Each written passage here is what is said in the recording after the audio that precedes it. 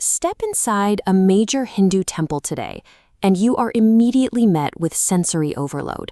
The air is thick with incense, bells are ringing, and thousands of people are navigating massive, intricately carved corridors.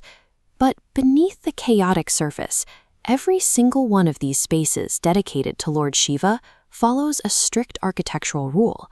Directly facing the innermost sanctum, watching over the central deity, you will always find a statue of a seated bull. Watch the crowd closely, and you'll notice an intimate ritual. People will entirely bypass the main shrine. Instead, they walk up to the stone bull, cup their hands around its ear, and whisper their deepest prayers directly into it. In Hindu theology, Lord Shiva is the supreme being, the cosmic destroyer and creator. Yet here, in his own home, the primary line of communication seems to run through a stone animal rather than the deity himself. That bull is named Nandi, and his position right at the center of the temple is a physical monument to an ancient story. It serves as a permanent record of how a doomed child managed to move the divine and change his own cosmic destiny. The myth begins with a wise sage named Shilada. Despite holding immense spiritual knowledge, he carried a deep personal sorrow because he had no children. To solve this, he spent years performing intense penance, asking Lord Shiva for a righteous son. His dedication was eventually rewarded, though entirely outside the laws of biology. While plowing his fields, Shilada struck a golden box buried in the earth. Inside, he found a glowing infant, bearing divine marks on his skin. Shilada named the boy Nandi, meaning joy. As Nandi grew, his behavior was highly unusual. By an early age, he was already mastering complex scriptures, the Vedas, and spending long hours deep in meditation, chanting Shiva's name. Then 2 visiting sages arrived at the hermitage. After observing the boy's extraordinary talents, they delivered a harsh reality check to Shilada.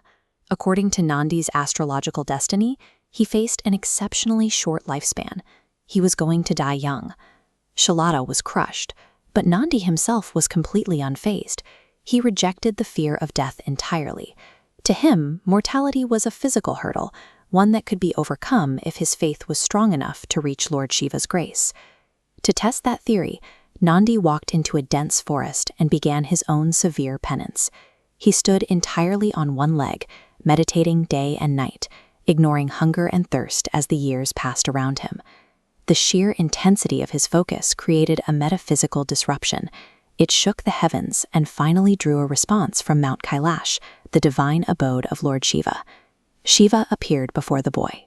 Impressed by the unyielding display of willpower, the supreme deity declared that Nandi's pure devotion had successfully earned him a reprieve from his pre-written expiration date.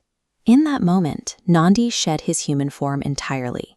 His body transformed into a massive, radiant white bull, and he was granted the gift of immortality to stay by Shiva's side forever. Nandi's transformation suggests that even a pre-written destiny isn't absolute. When devotion becomes this intense, it has the power to reach the divine and change the very course of a life. With his new immortal form, Lord Shiva gave Nandi a permanent job. He appointed him commander of Shiva's divine attendants, the Ganas, and made him the absolute gatekeeper of Mount Kailash. Nobody gets in without his clearance.